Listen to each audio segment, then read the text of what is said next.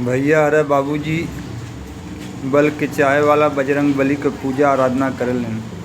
धन के चाहे वाला माँ लक्ष्मी के पूजा आराधना करेलन। वैसे मैं गायक कलाकार पढ़वैया लिखवैया गवैया संगीत साधक माँ सरस्वती के पूजा आराधना करीला। माँ सरस्वती की पूजा आराधना करीले बाबूजी।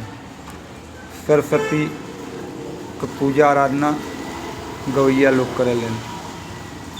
सरस्वती ने स्वर दीन हो, अब गुरु ने दीन हो ज्ञान। माता पिता ने जन्मदिन हो, भाई कर्म लिखे हैं भगवान। सरस्वती ने स्वर दीन हो बाबूजी, गुरु ने दीन हो ज्ञान।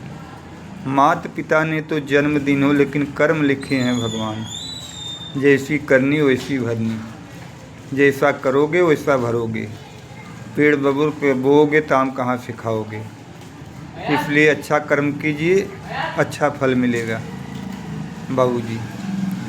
भगवान श्री कृष्ण ने कहा है कर्तव्य अपना कीजिए, फल मैं दूंगा। फल की चिंता मत कीजिए, केवल कर्म कीजिए।